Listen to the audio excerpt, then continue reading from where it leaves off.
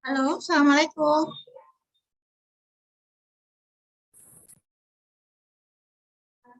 Halo, Halo, Waalaikumsalam Bu. Waalaikumsalam Ibu. Salam Bu. bisa dengar suara saya ya? Terdengar Bu. Dengar bisa Bu. Oh iya, ini Bu Risnanya sudah masuk ke forum ya, Alhamdulillah. Oke, kita mulai saja ya untuk forum kuliah tamu pada siang hari ini. Sebentar.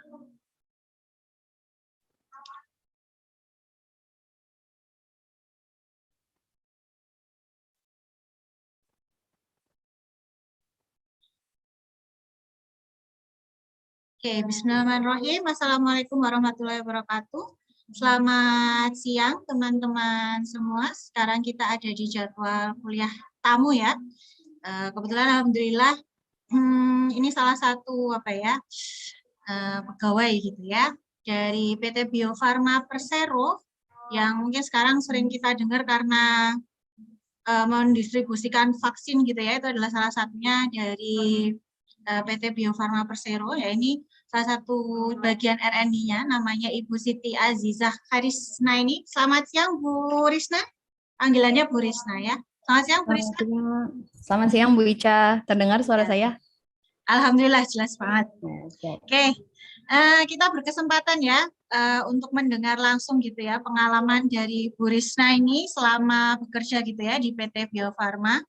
Kemudian kegiatannya apa saja gitu ya. Jadi Bu Risna ini ada di bagian Research and Development-nya di PT Bio Farma.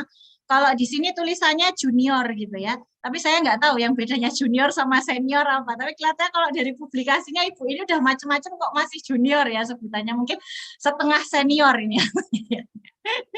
Oke. Sebelum kita mulai, saya akan sedikit membacakan CV dari Ibu Risna ya. Namanya Ibu Apoteker Siti Azizah Karisna ini MSI. Pendidikan S1 Prodi Sains dan Teknologi Farmasi, Sekolah Farmasi ITB tahun 2008.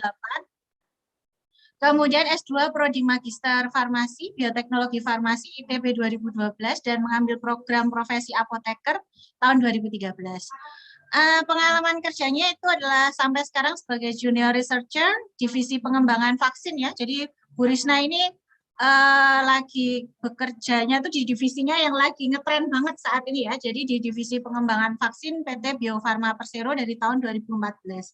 Beberapa publikasinya ada soal inverse PCR untuk gen CGTase dari Islat Bacillus LT1B dan PT2B asal Indonesia, subcloning gen sintetik CGTase alpha dari Thermococcus B1001 ke plasmid ET16B dan karakterisasi produk ekspresi di E. coli BL21.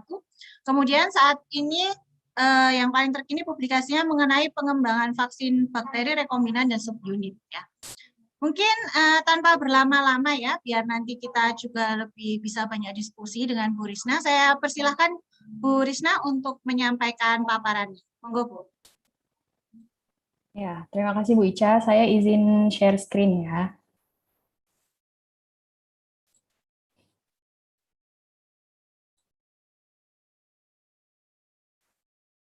Apakah sudah terlihat? Oh, udah siap. Sudah. Ya, siap. Bismillah. Assalamualaikum warahmatullahi wabarakatuh. Selamat siang, Bu Ica. Mungkin ada Bapak Ibu dosen yang lain juga dan teman-teman di Bioteknologi Unisa. Terima kasih atas undangannya untuk hadir di kuliah biotek di Unisa ini. Bu Ica waktu itu minta tolong saya untuk sharing pengalaman kuliah dan juga pengalaman kerja gitu ya. Jadi tanpa berlama-lama, saya mulai dari perkenalan. Perkenalkan, nama saya Siti Azizah Harisna ini, biasa dipanggil Risna. Saat ini saya bekerja sebagai junior researcher di PT Bio Farma Persero, di divisi pengembangan vaksin, lebih tepatnya di pengembangan vaksin bakteri, subunit, dan rekombinan. Lebih spesifik lagi, saya ada di tim pengembangan vaksin tivoid konjugat gitu ya. Nah, mundur sedikit, saya itu teman SMP dan SMA-nya Bu Ica. Kami satu kelas SMP 3 tahun ya Bu Ica. Kemudian SMA juga bareng tapi beda kelas. Nah, waktu kuliah saya merantau ke Bandung gitu. Perjalanan kuliah saya dimulai di tahun 2008. Waktu itu Saya ada di ITB, di jurusannya namanya Sekolah Farmasi dengan program studi Sains dan Teknologi Farmasi. Sebagai informasi, di farmasi sendiri itu ada dua jurusan besar kalau yang di ITB. Jadi ada di farmasi yang nantinya akan lebih ke klinisi gitu, farmasi klinis di rumah sakit, di apotek seperti itu. Dan juga ada yang jurusannya lebih ke farmasi industri. Nah, saya ini jalurnya lebih ke farmasi industri seperti itu. Nah, karena jurusan kuliahnya itu jurusan kuliah farmasi, jadi sebenarnya di awal-awal kuliah itu tidak banyak interaksi dengan bioteknologi gitu ya, lebih banyaknya belajar tentang farmasi dasar, kemudian juga obat-obatannya juga lebih ke yang obat-obatan kimia, kimia medisinal seperti itu. Nah, pertemuan saya dengan biotek atau mikrobiologi lah ya, itu dimulai di semester 3 kuliah saya waktu itu teman-teman. Ada mata kuliah wajib namanya mikrobiologi farmasi. Nah, pengampunya itu yang kemudian menjadi dosen pembimbing saya waktu TA dan tesis gitu. Profesor almarhumah Profesor Debbie Sofietmaningrum dan Dr. Chaturiani waktu itu. Di situ itu kenapa saya mulai tertarik karena kedua dosen saya ini tuh sangat passionate di bidangnya gitu ya, dan itu terlihat dari cara beliau-beliau ini mengajar gitu. Jadi membuat mahasiswa juga jadi walaupun mata kuliahnya susah, nilainya juga nggak bagus-bagus amat, tapi jadi interest gitu, menaruh interest lebih di mata kuliah tersebut gitu. Tapi waktu itu kan masih semester 3 ya, masih semester 3 masih awal gitu. Jadi oh ya udah menarik mata kuliahnya seperti itu. Lalu ketika sudah mulai mau masuk TA, tugas akhir, nah, di situ saya, kok saya kayaknya lebih tertarik untuk ke arah yang bioteknologi gitu ya, untuk nge-lab di bioteknologi daripada yang lab lain seperti itu. Saya berpikirnya kok keren, kayaknya bisa merekayasa mikroorganisme untuk kebutuhan dalam hal ini jalurnya jalur kesehatan gitu ya, karena saya ada di farmasi gitu. Nah, waktu itu kalau ingin nge-lab di lab bioteknologi itu teman-teman kalau di ITB labnya tuh kecil, nggak terlalu besar, makanya jadi yang diterima pun terbatas. Satu lagi keunggulannya waktu itu tuh itu full funding gitu ya, full funding dari pendanaan yang diperoleh oleh dosen-dosen hebat saya ini gitu. Jadi kalau di sana tuh nge-labnya gratis gitu, dengan reagen yang pasti mahal, bahan yang mahal, dengan topik yang menarik tapi gratis gitu. Jadi yang mau masuk sana itu lumayan lah ya gitu, melebih dari kapasitas labnya. Jadi ketika mau masuk sana tuh harus dites teman-teman. Ketika waktu itu tuh kami diwawancara, lalu harus bikin kayak semacam motivation letter kenapa mau TA di sana seperti itu. Alhamdulillah saya dapat tempat 1 di sana gitu. Nah, mulailah perjalanan saya mengarungi perbiotekan gitu ya, lebih dalam gitu. Nah, waktu itu topik TA saya ini berjudul Inverse PCR untuk gen CGTAC dari isolat Bacillus LT1B dan PT2B asal Indonesia. Jadi latar belakang sebenarnya penelitian ini tuh jadi dimulai dari gen CGTAC dulu ya. Jadi gen CGTAC tuh gen apa sih? Jadi gen CGTAC itu gen yang mengkode protein yang berupa enzim namanya CGTAC. CGTAC sendiri itu singkatannya cyclodextrin glucose transferase. Gitu. Jadi dia itu suatu enzim yang mengkonversi glukosa menjadi cyclodextrin. Terus pertanyaannya, kenapa hal ini penting untuk diteliti gitu ya? Karena cyclodextrin sendiri itu banyak digunakan di industri-industri farmasi, itu tuh untuk meningkatkan kelarutan, untuk meningkatkan stabilitas senyawa, memasking suhu dan rasa, dan banyak lainnya. Makanya ini tuh potensial sekali seperti itu ya. Nah, belum lagi ini basilusnya isolatnya adalah isolat yang kita temukan sendiri gitu ya di lab kami waktu itu gitu. Kenapa sih punya isolat ini? Menurut saya sih punya isolat ini tuh suatu apa ya? Nilai lebih ya, kayak punya kekayaan tersendiri gitu ya, karena yang mungkin teman-teman juga tahu kalau kita mau penelitian menggunakan suatu bakteri itu kan harus beli gitu ya.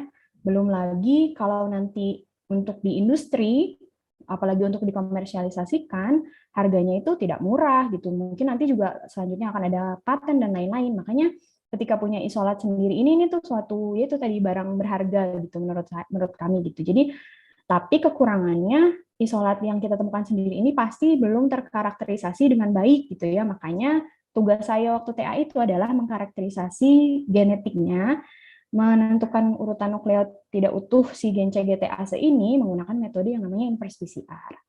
Tapi singkat cerita, sebenarnya sampai akhir mau lulus itu saya masih belum bisa menemukan urutan gen nukleotida utuhnya gitu ya. dengan segala macam cara, sudah berbagai macam effort dilakukan gitu, tapi belum nemu nih sih urutannya, susah banget gitu. Nah, berbarengan pada saat itu gitu, saya itu ikut program fast track di kampus gitu. Di ITB itu ada program fast track. Setahu saya di kampus lain juga ada sih program fast track. Program fast track yang berbeasiswa juga. Nah, program fast track ini itu tuh kayak mungkin kalau di SMA namanya Axel kali ya. Jadi S1 dan S2 itu ditempuh dalam waktu 5 tahun, 4 tahun S1, 1 tahun S2. Sebenarnya S2-nya tetap 2 tahun, tapi semester 1 dan 2 S2 itu diambil di semester 7 dan 8 S1. Jadi kayak berbarengan gitu, kejar-kejaran. Nah, karena saya ikut fast track ini, maka saya punya kewajiban untuk lulus tepat waktu S1 maupun S2 gitu. Jadi ketika hasilnya ini belum nemu-nemu dan saya sudah di akhir harus lulus, akhirnya dosen saya memutuskan nggak apa-apa Risna, kan Risna nanti mau lanjut S2, kita jadikan topik untuk penelitian S2 gitu. Dan juga waktu itu Bu Catur bilang bahwa goals-nya penelitian tugas akhir itu sebenarnya adalah untuk mengajarkan mahasiswa bagaimana sih caranya melakukan penelitian dengan baik dan benar gitu ya, metodologinya, nanti juga pengambilan kesimpulannya, cara melakukan penelitiannya. Jadi sudah cukup gitu. Akhirnya alhamdulillah saya lulus S1 dan lanjut di S2 di Magister Farmasi, Bioteknologi Farmasi, Sekolah Farmasi ITB. Waktu itu masih melanjutkan topik penelitian yang sama, tambah banyak lagi yang dicoba sampai sempat bikin seperti library genome gitu, genome library, masih tidak berhasil juga. Pokoknya berkali-kali bimbingan, berkali-kali penelitian, mencoba berbagai macam, ya namanya TA pasti banyak ceritanya, setiap orang ada yang nginep-nginepnya, ada yang nangis-nangisnya, ada yang macam-macam lah gitu. Masih belum ketemu sampai again mau lulus nih, dan saya harus lulus tepat waktu lagi-lagi ya. Nah, sampai saya saat itu saya sempat bilang, Bu, saya izin lulusnya mundur aja deh kalau gitu, ini nggak ketemu-temu. Tapi alhamdulillah dosen saya waktu itu bilang, enggak Risna, kita masih punya topik penelitian lain. Mungkin yang ini nih sedang mandek nih, kita lagi bundet nih, nggak bisa dilanjutin gitu ya. Kita simpan dulu gitu. Ini ada banyak kan, kalau di lab tuh biasanya banyak topik grup-grup itu ya, grup-grup penelitian gitu. Ini masih di grup yang sama di CGTAC juga. Awalnya saya ragu-ragu karena saya berpikir saya sudah melakukan penelitian selama ini gitu ya. Kemudian juga emang saya bisa cuma tinggal beberapa bulan lagi terus ganti topik yang lama, yang sebelumnya aja nggak beres-beres gitu ya. Terus akhirnya karena udah mentok juga, akhirnya saya memutuskan untuk nurut. Nah, ketika nurut sama dosen ini teman-teman, banyaklah pintu yang terbuka gitu. Jadi message-nya adalah nurut sama dosen gitu ya. Sering bimbingan, jangan kabur-kaburan gitu ya. Nah, di sini saya mengambil topik subcloning gen sintetik CGTAS alpha dari Thermococcus D110 ke PT16B dan karakterisasi produk ekspresinya di E. coli BL21 DE3. Panjang, tapi intinya sama-sama CGTAS, berbeda jenisnya saja. Kemudian yang awal ini kan bakteri, yang ini arke. Tapi sebenarnya saya nggak main di arke-nya gitu ya. Ini udah ada gen sintetiknya.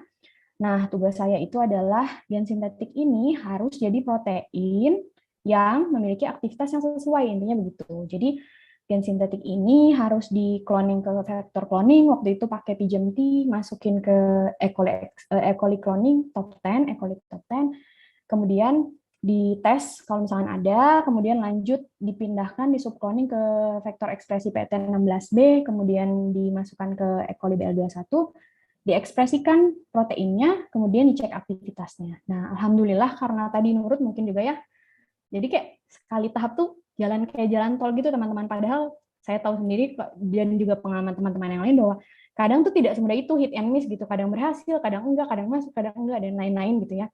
Nah itu makanya nurut. Alhamdulillah akhirnya saya berhasil lulus di tahun 2013. Nah di sini waktu itu saya masih ragu-ragu nih mau lanjut kuliah atau mau kerja waktu itu gitu. Kenapa kalau lanjut kuliah kok kayaknya kuliah terus gitu ya.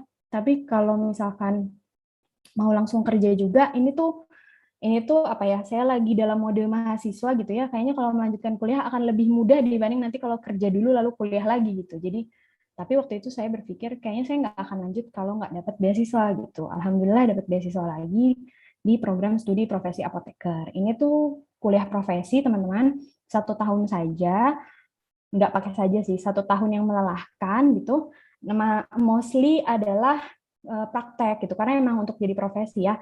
Jadi ada sih mata kuliah di kelasnya, tapi banyak prakteknya. Kami tuh waktu itu praktek di industri, farmasi, praktek di regulator seperti di BPOM Bandung. Waktu itu saya di BPOM Bandung, lalu di apotek juga.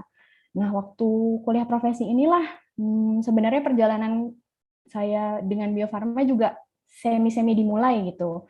Jadi dari waktu kuliah itu saya sudah mulai tertarik untuk kerja di Bio Farma karena banyak karyawan Bio Farma yang waktu itu melanjutkan studinya di lab biotek farmasi gitu. Jadi saya banyak kenalan waktu itu, terus banyak dengar cerita, terus wah keren ya ada industri farmasi, tapi yang nggak bikin obat yang kimia medisinal, tapi lebih ke obat-obatan produk biologis, bukan obat ya, vaksin bukan obat.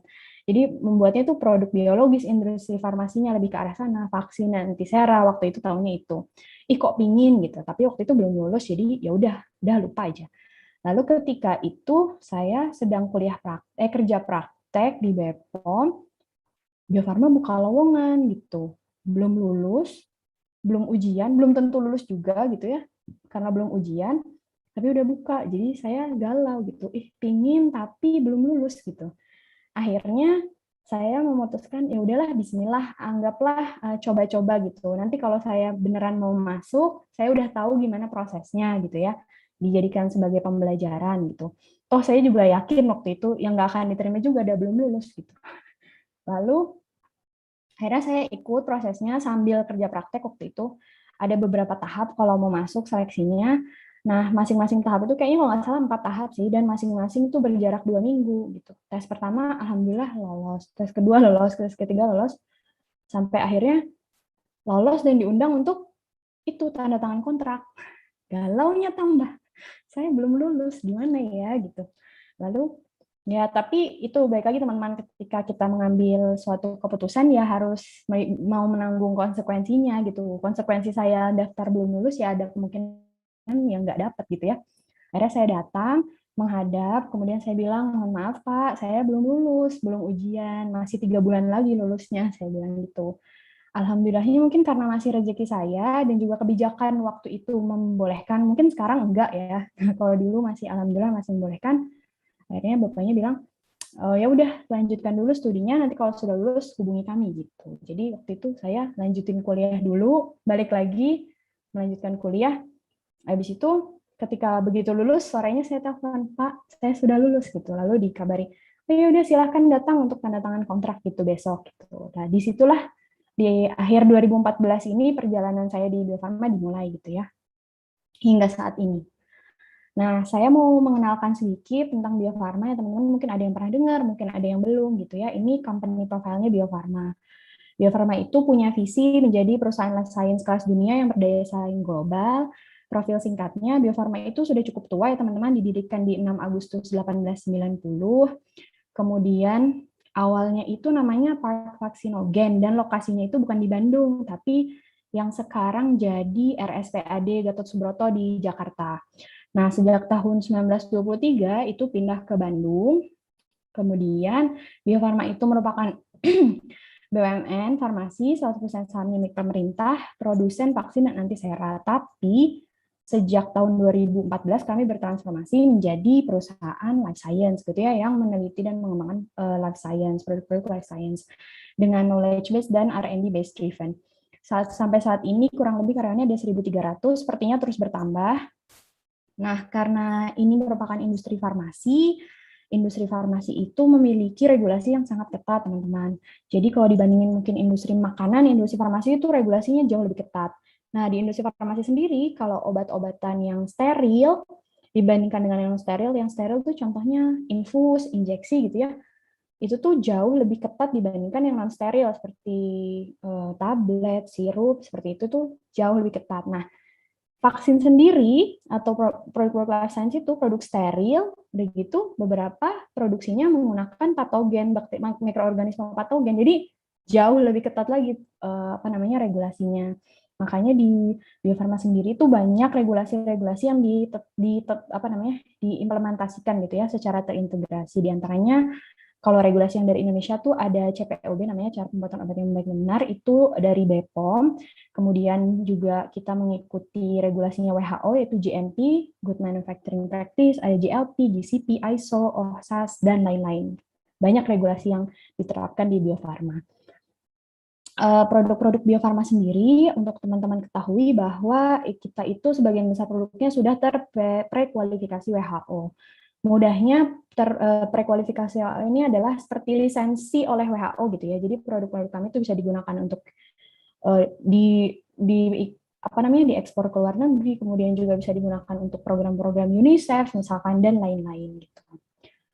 Nah, ini gambar sedikit ya. Dulu Institut Pasteur gambarnya kayak gini. Nah, ini gedung ini, teman-teman, sampai saat ini masih dilestarikan di Bio Farma. Jadi, fasad bangunannya bentukannya masih seperti ini. Kalau teman-teman punya kesempatan main ke Bio Farma, nanti di depan pasti ada ini. Dijadikan gedung heritage gitu ya, dilestarikan. Bio Farma sendiri itu punya 2 sites. Kampus utamanya di Jalan Pasteur nomor 28, di bawah Jembatan Layang Pasopati. Kemudian kebanyakan kegiatan utamanya itu ada di Pasteur sini, produksi, QA, QC, pemasaran, distribusi, dan lain-lain. Nah, 16 km dari Pasteur itu di Lembang, mungkin ada yang suka main ke Lembang, kalau ke Bandung itu kita punya tempat breeding hewan di Cisarua, terutama banyaknya kuda ya untuk produksi antiserum. Kemudian sejarah singkatnya, seperti tadi saya bilang, didirikan di 1890, awalnya namanya Park Vaksinogen. Lokasinya di yang sekarang menjadi RSPAD Gatot Subroto di Jakarta, kemudian sejak 1923 pindah ke Bandung, dan sejak 1997 namanya berubah menjadi PT Bio Farma Persero hingga saat ini. Bio Farma sendiri itu sekarang tergabung di holding BUMN Farmasi bersama Indofarma dan Kimia Farma, dan Bio Farma itu sebagai induk holdingnya. Masing-masing punya fokus area masing-masing ya teman-teman, tapi kita harus berkolaborasi seperti itu. Kemudian apa sih peran Bio Farma gitu ya, selain di Indonesia tapi juga di dunia gitu. Kalau di Indonesia jelas tugas Bio Farma itu untuk memastikan kemandirian vaksin, memastikan bahwa suplai vaksin dalam negeri itu tercukupi. Kemudian yang berhubungan dengan WHO, Bio Farma itu memastikan bahwa global supply itu terpenuhi gitu ya, karena tadi kita punya banyak produk yang terprekualifikasi WHO gitu ya. Kemudian juga Bio Farma tergabung dalam Organization of Islamic Cooperation. Ini tuh organisasi negara-negara Islam di dunia gitu. Kami memastikan bahwa kemandirian vaksin di negara-negara OIC itu terpenuhi. Kemudian juga Bio Farma tergabung dalam DCVMN, Developing Countries Vaccine Manufacturers Network. Ini negara-negara manufacturing, negara-negara berkembang yang memproduksi vaksin gitu ya, punya organisasi sendiri. Gitu. Kemudian tadi saya sudah bilang ya, Bio Farma itu mengekspor ke lebih dari 150 negara, teman-teman, hingga saat ini, per Oktober 2021, di mana 53 diantaranya adalah negara-negara Islam yang tergabung dalam OIC countries tadi. Kemudian Bio Farma merupakan produsen vaksin terbesar di kawasan Asia Tenggara, berperan serta dalam program pemerintah, terutama program imunisasi nasional ya, dan juga hampir semua produk kami sudah ter-PQ WHO. Nah, kenapa sih vaksin itu penting? Mungkin sudah banyak yang tahu ya bahwa vaksin itu sudah banyak menghasilkan kisah sukses gitu ya, dengan ada eradikasi smallpox, polio, tetanus maternal, dan neonatal seperti itu. Jadi sudah banyak penyakit-penyakit yang tereradikasi karena adanya program imunisasi gitu. Jadi dengan kita bergabung dalam perusahaan ini sebenarnya ikut juga menyehatkan dunia gitu ya. Produk Bio Farma sendiri sudah cukup banyak, tapi diantaranya ada vaksin, antisera, dan kit diagnostik. Vaksinnya ada vaksin virus, vaksin bakteri, kemudian juga ada antisera, dan juga ada kit diagnostik. Ini ada vaksin BCG, tetanus, difteri, MOPV, campak, kemudian hepatitis B, ada vaksin pentabio. Pentabio itu dalam satu vaksin ada 5 antigen, difteri, tetanus, pertusis, hepatitis B, dan Haemophilus influenza tipe B. Ada flu bio, ada juga antisera. Kemudian tadi kan saya bilang sebagian besar produk Bio Farma itu sudah terprekualifikasi WHO gitu ya, dan itu sudah dimulai dari tahun 1997, teman-teman. Jadi ini milestone-nya, produk apa saja yang di PQ pada tahun berapa gitu ya. Nah, sebelum masuk ke sana, karena dari tadi saya sudah banyak ngomong juga, saya mau sharing sedikit video company profile Bio Farma. Bentar ya, saya stop share dulu.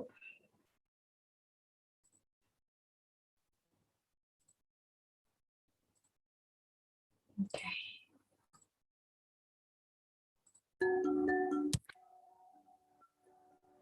Keindahan. bahagia. Anugerah tak terbantahkan.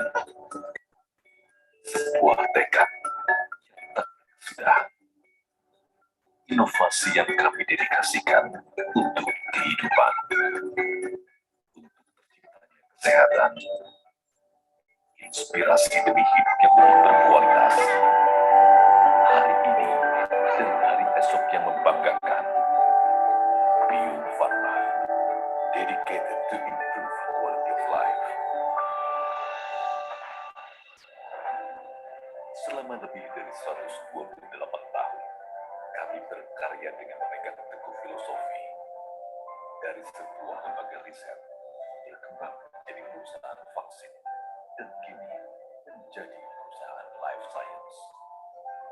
Dengan visi menjadi perusahaan life science kelas dunia yang berdaya saing global.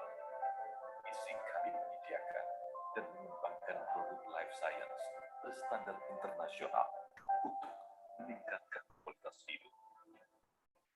Inilah nilai-nilai kami, berkomitmen kerja dengan profesional dan integritas tinggi, terus-menerus berinovasi, memenuhi kebutuhan customer, serta seluruh stakeholder perusahaan.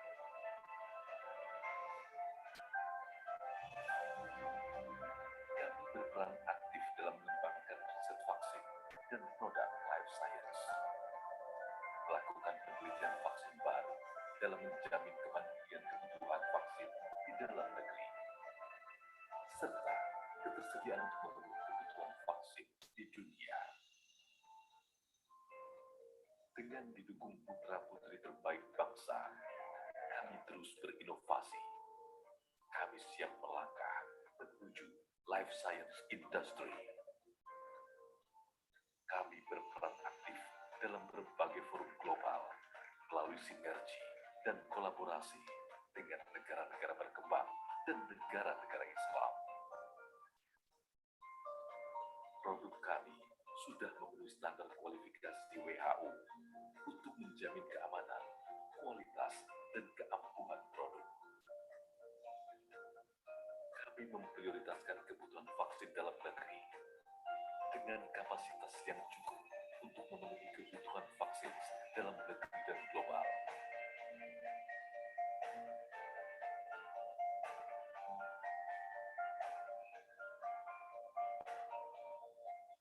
Kami turut serta meningkatkan akses masyarakat terhadap vaksin dan kesehatan.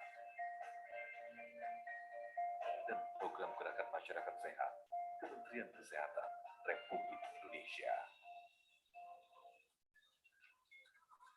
Sesuai filosofi dan semangat kami untuk memajukan, mencerdaskan, dan mensejahterakan masyarakat, program CSR berbasis komunitas untuk memperkuat kemapanan ekonomi dan mendorong perekonomian masyarakat prasejahtera.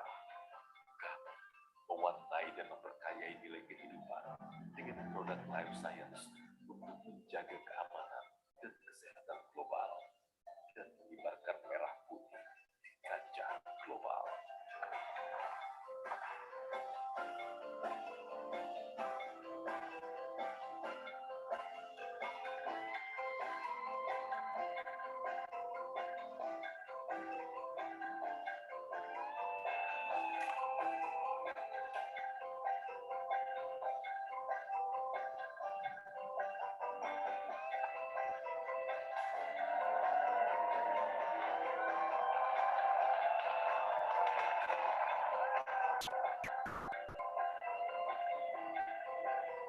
Bio Farma, dedicated to the quality of life.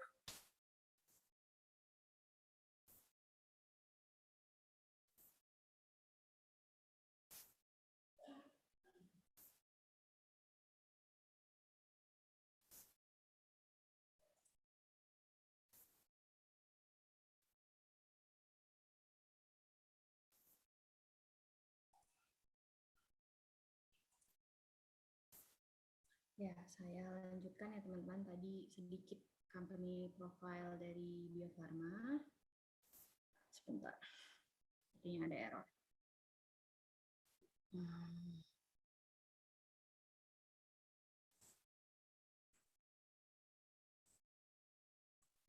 Nah,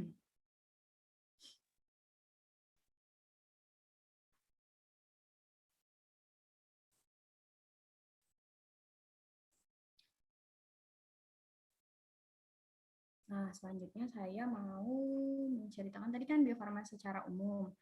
Nah, saat ini sekarang saya mau masuk ke pekerjaan saya di divisi pengembangan vaksin gitu ya. Tapi sebelumnya mau menceritakan sedikit soal proses pengembangan vaksin. Nah, proses pengembangan vaksin sendiri teman-teman itu merupakan proses yang panjang, yang kompleks, melibatkan banyak bidang gitu ya, banyak ilmu juga. Nah, itu tuh dimulai dari penelitian pasti, penelitian. Nah, eksploratory atau penelitian ini itu biasanya malah mostly tidak dilakukan di perusahaan besar ya. Biasanya malah dilakukan di universitas, di lembaga-lembaga penelitian. Kalau yang untuk basic research-nya seperti mungkin di teman-teman gitu, di tempat teman-teman gitu ya, ada yang melakukan penelitian gitu. Nanti ketika sudah matang konsepnya dan akan dibawa menuju komersialisasi, nah itu biasanya nanti dikembangkannya baru di perusahaan-perusahaan farmasi seperti itu. Nah, ketika sudah ada produk dalam hal ini vaksin yang akan dikembangkan itu melalui tahap yang pertama namanya tahap preklinis, teman-teman. Tahap preklinis ini adalah uji yang dilakukan terhadap hewan. Jadi produk kita tuh diuji dulu terhadap hewan untuk melihat safety-nya. Gitu. Ketika sudah dipastikan aman, baru dia bisa lanjut ke tahap klinis, uji klinis. Uji klinis ini ada 3 tahap, dimulai dari tahap 1, tahap 2, dan tahap 3. Untuk uji klinis fase 1 sendiri itu dilakukannya di manusia, di subjek sukarelawan yang sehat. Jumlahnya biasanya belum terlalu banyak, masih puluhan orang. Dan tujuannya adalah untuk lagi-lagi mengecek keamanan. Jadi safety atau keamanan itu selalu dicek pertama gitu ya. Kemudian nanti kalau ketika sudah terbukti aman, baru lanjut ke uji klinis fase 2. Di sini menggunakan subjek yang lebih banyak. Di sini ada puluhan. Nah, biasanya di sini juga sudah mulai diuji tuh imunogenisitasnya, kemampuan vaksinnya untuk menginduksi sistem imun gitu ya. Dia tuh jangan-jangan aman tapi sebenarnya enggak. Jadi kayak cuma nyuntikin air aja gitu, nggak ada sistem imun yang ditimbulkan gitu ya. Nah, ketika dia terbukti efikasinya, baru lanjut ke uji klinis fase 3. Di sini subjeknya atau sukarelawannya sudah jauh lebih banyak ya, bisa sampai ribuan gitu. Ribuan, kemudian dicek juga ada efek samping, dan lain-lain. Ketika 3 fase ini sudah dilalui dan hasilnya baik, maka baru vaksin tersebut bisa diregistrasikan. Kalau di Indonesia mungkin diregistrasikan ke BPOM, nanti kalau untuk yang ke luar negeri tadi bisa ke WHO melalui PQ. Setelah dapat teregistrasi baru bisa diproduksi skala besar, komersial, dijual seperti itu ya teman-teman. Nah, seiring dengan meningkatnya proses klinis dari suatu vaksin, maka proses development produk vaksinnya pun meningkat gitu ya. Dalam artian semakin tinggi fasenya, maka semakin kompleks teknologinya gitu. Kemudian semakin besar skalanya. Contohnya mungkin kalau untuk vaksin yang akan digunakan untuk uji preklinis itu cukup menggunakan, kalau untuk fermentasinya cukup menggunakan fermentor skala 5 liter misalkan. Tapi nanti kalau udah masuk uji klinis, fase 1 udah harus ditingkatkan, misalnya jadi 20 liter. Nanti kalau di fase 2 jadi 200 liter. Nanti kalau di fase 3 udah 1000 liter fermentornya seperti itu. Dengan seiring bertambahnya kekompleksan teknologi juga regulasinya jauh lebih meningkat ya teman-teman. Jadi seiring bertambahnya tadi fase klinis itu teknologinya menjadi lebih kompleks, fasilitasnya juga menjadi lebih banyak persyaratannya dan regulasinya jauh lebih ketat gitu ya. Sebagai contoh kalau untuk yang preklinis mungkin masih bisa dilakukan di lab R&D gitu dengan standar GLP, good laboratory practice aja gitu. Tapi ketika nanti udah masuk untuk pembuatan vaksin uji klinis, maka sudah harus dikerjakan di standar GMP. Standar GMP itu lingkungannya harus terkontrol, seperti ini ya, lingkungannya terkontrol. Lingkungan yang terkontrol itu disebut, biasanya kita nyebutnya ruang berkelas, itu ruangan yang mikroba dan partikelnya tuh sangat dikontrol. Jumlahnya seminimal mungkin, nggak mungkin 0, tapi biasanya sangat-sangat minimal, mungkin bisa 0 kadang-kadang gitu ya. Kemudian juga personelnya dikontrol, peralatannya dikontrol, bahan bakunya dikontrol, semuanya terkontrol gitu. Dan juga lingkungannya steril seperti itu. Nah, Selain itu juga yang meningkat adalah skalanya teman-teman, yang dinamakan dengan upscaling, perbesaran skala gitu ya. Sebagai contoh ini, kalau untuk preparasi seed itu bakteri awal yang akan digunakan untuk proses lebih lanjut ya. Mungkin kita bisa cuma pakai inkubator kecil aja kalau untuk mau menumbuhkannya gitu ya. Tapi kalau sudah nanti di skala klinis yang lebih lanjut sudah harus pakai fermentor. Kemudian nanti kalau untuk kultivasi juga atau fermentasi itu mungkin kalau R&D scale masih bisa tuh pakai fermenter skala kecil, ini 5 liter nih ya, atau 10 kalau nggak salah. Nah, yang ini udah harus, kalau udah upscaling sudah harus 20 liter. Bahkan untuk yang kasus vaksin tivoid conjugate itu, di fase 3-nya itu sudah pakai fermentor 1000 liter, seperti itu. Yang untuk harvest atau panen, kalau teman-teman mau misahkan pellet, biasanya cukup pakai sentrifuga kecil aja yang benchtop gitu ya. Tapi kalau sudah skala besar, sudah harus pakai sentrifuga skala besar juga gitu. Lalu purifikasi. Di sini ini contoh alatnya namanya TFF, Tangential Flow Filtration. Di TFF R&D scale tuh masih bisa pakai yang kecil, ini paling volumenya berapa ya? 50 mili mungkin. Nah, ini kalau yang sudah skala nanti klinis fase 3 itu sudah harus pakai TFF yang skalanya besar, yang kemudian kasetnya juga filternya udah berapa tumpuk gitu ya. Dan yang terakhir formulasi. Kalau formulasi mungkin kalau di R&D masih bisa pakai botol-botol steril, tapi kalau sudah di skala yang lebih lanjut sudah harus pakai mixing tank seperti itu. Jadi dengan meningkatnya proses klinis suatu vaksin, maka teknologinya juga menjadi meningkat, kompleksitasnya meningkat, regulasinya juga meningkat, peralatannya juga meningkat gitu ya teman-teman. Nah, tadi kan pengembangan vaksin secara umum. Sekarang saya mau cerita soal vaksin yang tim kembangkan selama beberapa tahun kemarin. Saya dan tim kembangkan selama beberapa tahun kemarin. Namanya vaksinnya tivoid conjugate, teman-teman. Vaksin tivoid conjugate atau bahasa Inggrisnya typhoid conjugate vaccine, gitu ya. Nah, apa sih vaksin tivoid conjugate itu? Jadi vaksin tivoid conjugate adalah vaksin yang digunakan untuk membantu mencegah terhadap penyakit tivoid atau demam tivoid atau mungkin lebih dikenal dengan nama tipes gitu ya. Kalau di Indonesia namanya tipes. Nah, typhoid disease sendiri itu apa? Jadi penyakit tivoid itu adalah demam enterik, bisa serius dan bisa berakibat fatal juga, yang disebabkan oleh infeksi sistemik yang disebabkan oleh bakteri namanya Salmonella enterica serofartivi atau lebih dikenal dengan nama Salmonella typhi. Nah, biasanya ini menyerang negara atau daerah-daerah yang sanitasinya masih buruk. Misalkan masih belum terjangkau air bersih atau juga yang memang sanitasinya buruk lah, misalkan padat penduduk, lingkungan padat penduduk gitu ya. Biasanya gejalanya ada demam, kemudian juga ada lelah, sakit kepala, nyeri perut, diare, konstipasi dan lain-lain. Biasanya juga menyerang anak-anak umur 2 sampai 15 bahkan dari 0 sampai 15 tahun. Bisa diobati dengan menggunakan antibiotik yang sesuai, tapi yang lebih penting adalah dia bisa dicegah, yaitu dengan vaksinasi, meningkatkan sanitasi dan higienitas, juga dengan penggunaan air yang bersih seperti itu. Kenapa sih si tivoid ini jadi concern gitu ya, si tipes ini jadi concern? Karena ternyata global burden atau beban penyakit di dunia itu cukup banyak ya teman-teman, lebih dari 11 juta kasus infeksi, kemudian juga lebih dari 116.000 kematian akibat penyakit ini, dengan 20% diantaranya adalah menyerang anak-anak umur 0 sampai 5 tahun, dan 15%-nya menyerang anak-anak umur 6 sampai 15 tahun. Saking besarnya global burden dari tivoid ini tuh juga jadi concern-nya WHO gitu. WHO sebagai Badan Kesehatan Dunia itu secara rutin mengeluarkan yang namanya Vaccine Pre-Qualification List. Jadi list-list vaksin apa saja yang menurut WHO itu diperlukan di dunia pada jangka waktu tertentu gitu. Nah, list ini sendiri itu terbagi menjadi 3 list. Ada high priority, middle priority, dan low priority. Dan vaksin tivoid conjugate sendiri itu ada di high priority list-nya WHO. Jadi memang ini juga menjadi concern di dunia gitu ya, bahwa penyakit ini sudah terlalu banyak gitu ya, jadi memang harus dibuat vaksinnya. Vaksin tivoid sendiri itu teman-teman dibuatnya dari bakteri Salmonella typhi tadi ya, bakteri penyebabnya. Ada yang bentuknya vaksinnya itu yang bentuknya vaksin whole cell istilahnya, menggunakan virus utuhnya. atau bisa juga menggunakan vaksin subunit, hanya bagian tertentu dari bakterinya. Vaksin jenis pertama ini adalah vaksin namanya live attenuated atau vaksin hidup dilemahkan. Artinya tuh dia menggunakan bakteri utuhnya selama TV, masih hidup, tapi dia dilemahkan gitu. Jadi dia bisa menginduksi sistem imun tanpa menyebabkan sakit. Teori vaksin pada umumnya.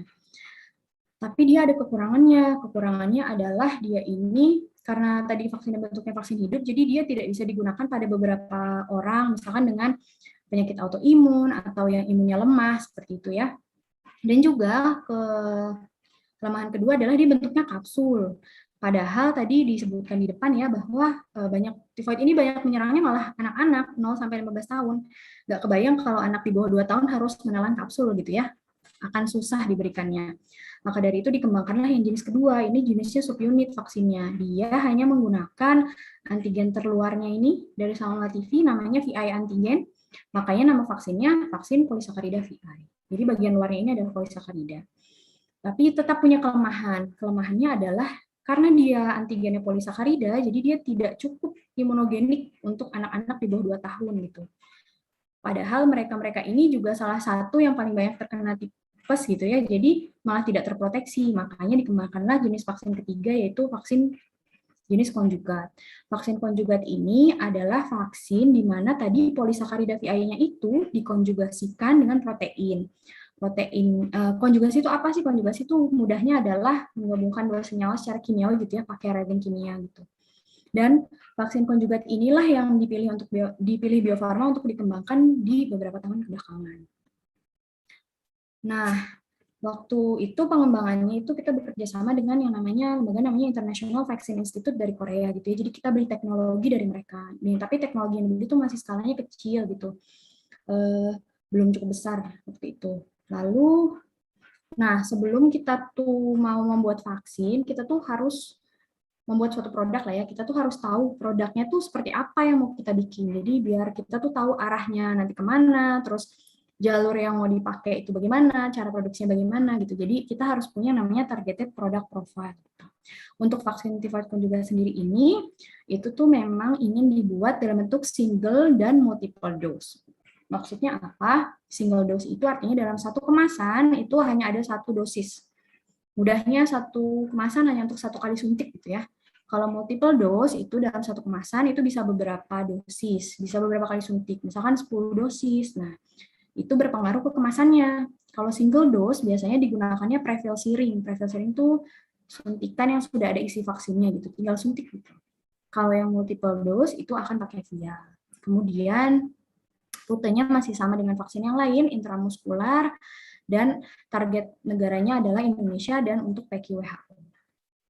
Nah, mari kita berkenalan dengan Salmonella typhi gitu ya. Salmonella typhi ini merupakan bakteri gram negatif, anaerob fakultatif, motile, artinya bergerak, dia punya flagel juga. Dan dia punya 3 antigen utama. Antigen yang pertama tuh antigen O, ini tuh ada di outer membrannya dia. Kemudian ada antigen permukaan, namanya VI, yang tadi kita gunakan sebagai vaksinnya ya. Ini surface antigen, dia terbentuknya tuh dari polisakarida. Dia tuh antigennya berupa polisakarida. Dan yang terakhir antigen H atau yang di flagelnya. Kenapa sih kita milih yang antigen VI gitu ya?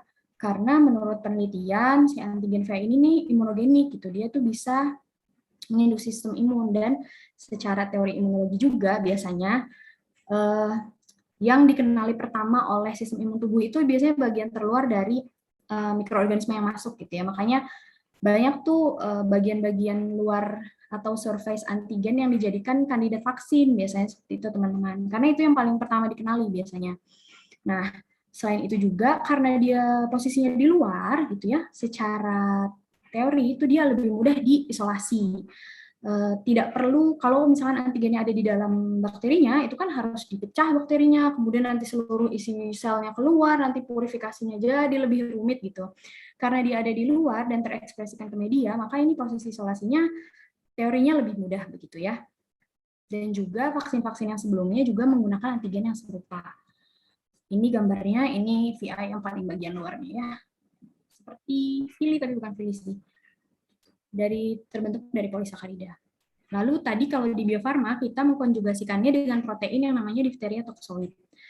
alasan pemilihannya salah satunya adalah karena dia stabil di pH konjugasi. Seperti teman-teman tahu bahwa protein itu kan mudah goyah.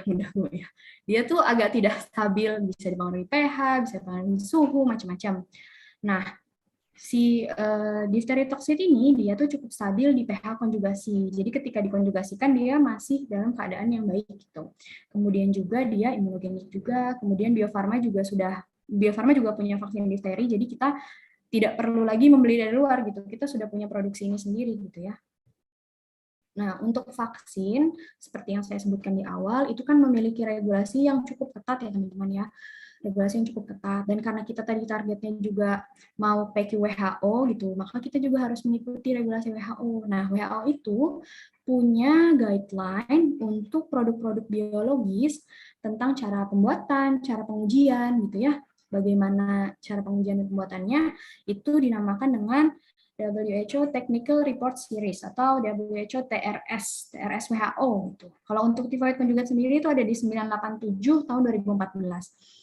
Tapi ini belum semua produk biologis ada ya gitu ya, masih banyak, apalagi yang terbaru itu biasanya masih belum ada, masih dirumuskan mungkin sama board-nya gitu ya. Nah, untuk vaksin-vaksin beberapa sudah ada. Nah, di sini itu yaitu guidelines untuk quality, safety, dan efikasi dari vaksin tivoid conjugate. Di sini tidak hanya dibahas soal produksinya, tapi juga pengujiannya. Yang mau saya tekankan bahwa selain produksi yang memang harus dilakukan seoptimal dan sebaik mungkin, jangan melupakan pengujian, teman-teman. Pengujian itu juga penting. Kenapa? Sudah sulit-sulit membuat produk yang menurut kita sudah kita usahakan sebaik mungkin, tapi ketika diuji, tapi tidak ada yang bisa menilai kualitas produknya itu baik atau tidak gitu kan, sayang juga. Makanya proses pengujian itu juga penting untuk memastikan bahwa yang sudah kita buat ini memang sesuai spesifikasi yang kita inginkan, hasilnya juga baik gitu. Makanya di sini itu selain ada produksi ada juga pengujiannya. Secara ringkas, prosesnya itu dimulai produksi vaksin tivoid conjugate ya, dimulai dari preparasi seed. Seed ini tadi yang saya bilang ya, bakteri awalnya.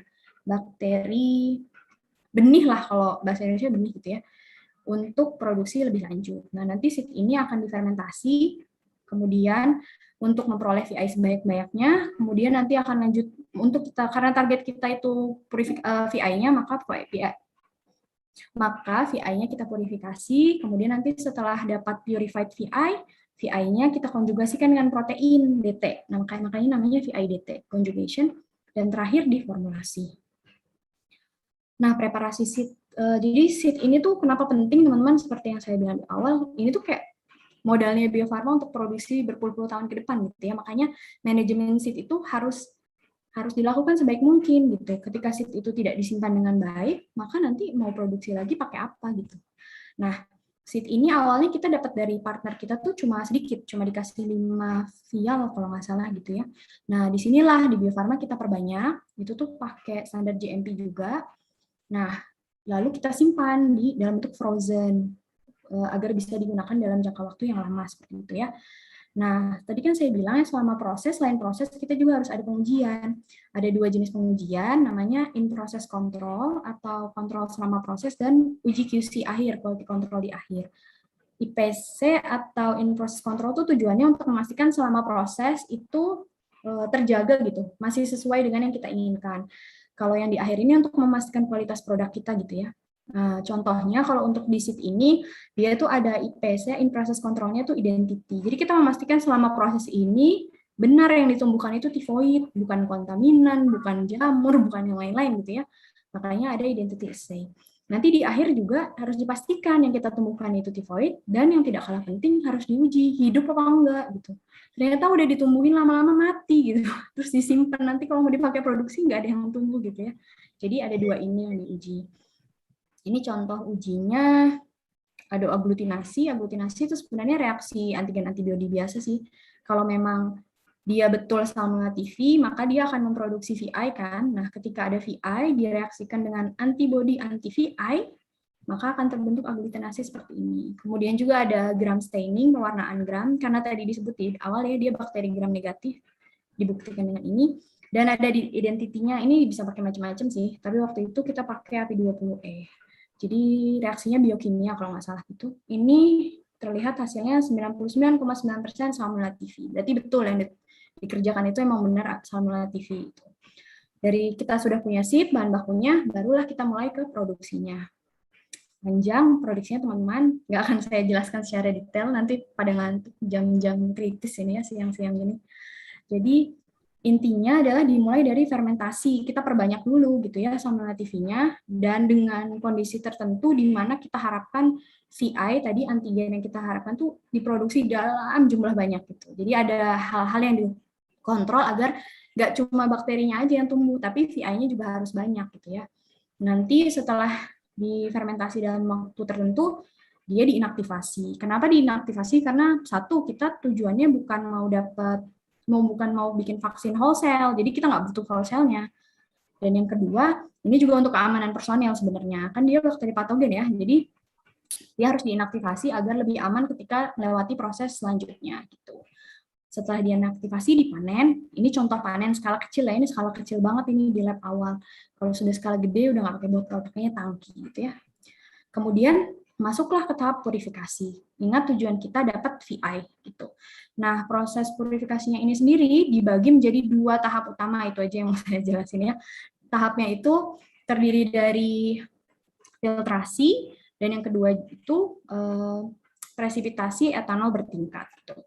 Tapi filtrasinya bukan filtrasi biasa, kita pakainya TFF namanya, tangential flow filtration. Apa yang membedakan dia dengan filtrasi pada umumnya? Mudahnya kalau biasanya teman-teman memfiltrasi itu kan ini misalkan filter ya. Kemudian ini ada yang mau difilter, arahnya tuh tegak lurus seperti ini. Kemudian nanti filtratnya dari bawah gitu ya. Nah, ini tuh kecepatan ngeblok filternya tuh cepat gitu ya. Jadi dia cepat ngeblok kalau tegak lurus seperti ini.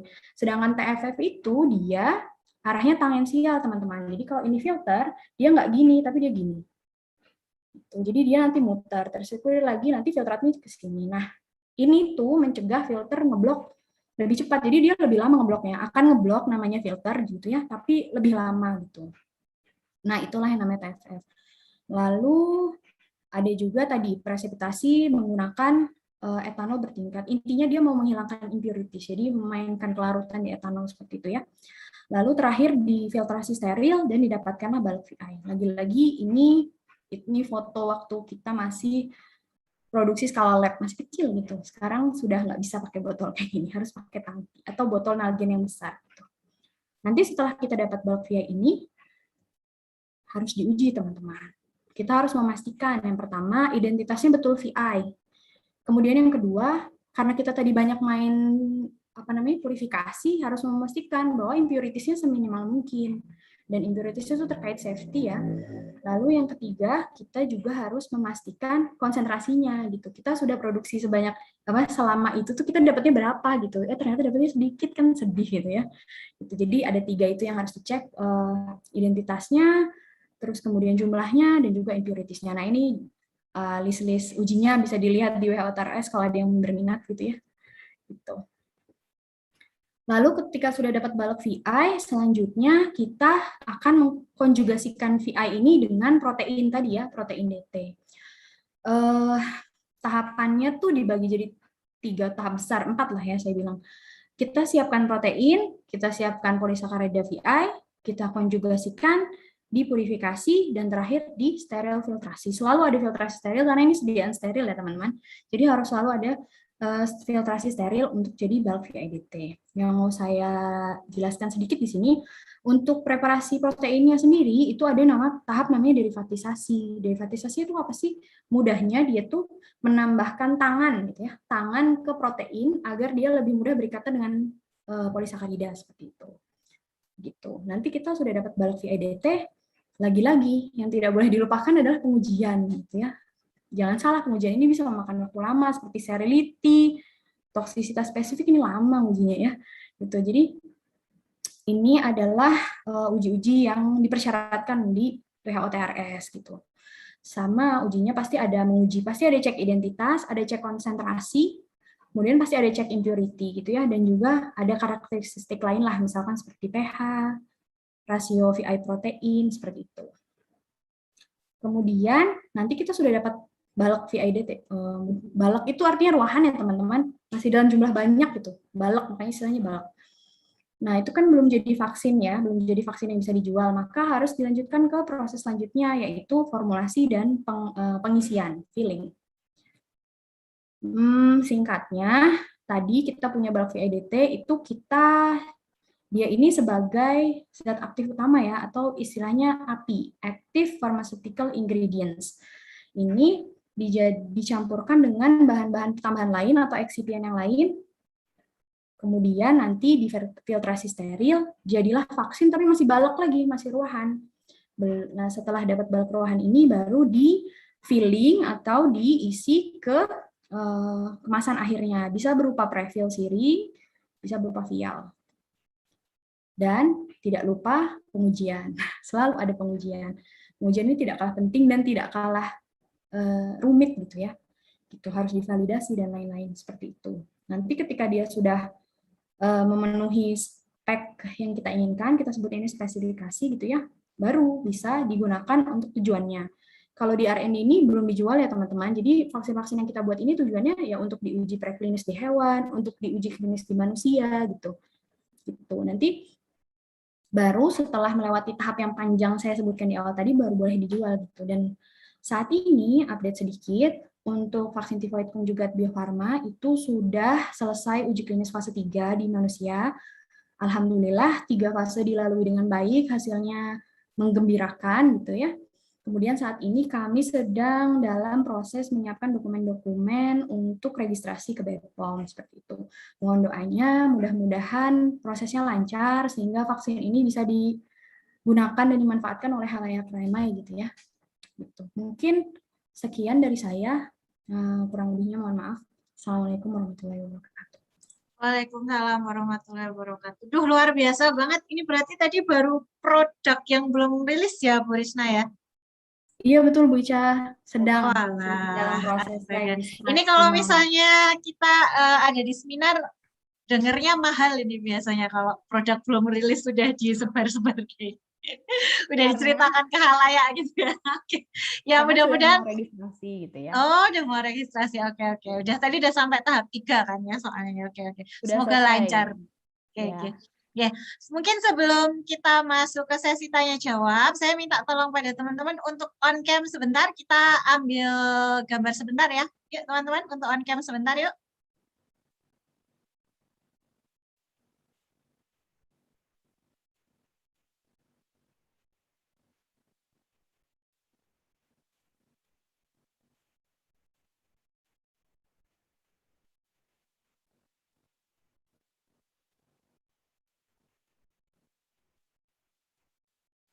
Saya tunggu yang halaman 1 penuh dulu ya. Yuk.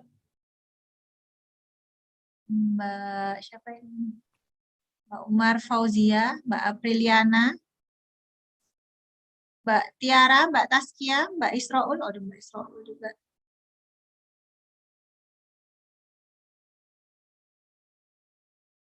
Mbak Apriliana, kok masih hitam, apakah tertutup ya?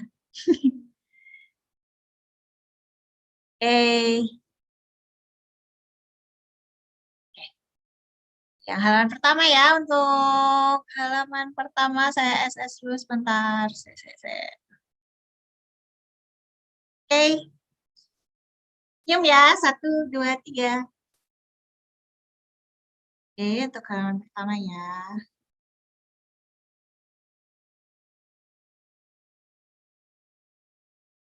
Dan slide berikutnya. 1, 2, 3. Oh, tadi ada yang ketinggalan. Bentar, sekali lagi. Oke, untuk slide 3. 1, 2, 3. Udah. Oke, terima kasih teman-teman sudah on cam sesaat ya buat kenang-kenangan bersama. Oke, mungkin kita langsung masuk ke sesi tanya jawab. Silakan untuk yang mau bertanya langsung pada Bu Risna, boleh raise hand atau mengetikkan pertanyaan di kolom chat. Ada yang nanya nih. Kemarin yang tanya banyak ya. Mungkin masih bingung ya, karena mungkin ini ini Bu Risna, banyak di antaranya itu masih mahasiswa semester awal ya. Jadi ada beberapa istilah yang mungkin teman-teman nggak tahu. Nah, malah karena nggak tahu itu silakan teman-teman untuk bertanya ya, kok istilahnya macam-macam gitu tuh apa sih Bu gitu ya. Mungkin saya dulu Bu Risna. Tadi tuh ada yang produk Pentabio itu, kalau Pentabio tadi isinya apa sih Bu Risna untuk antigennya?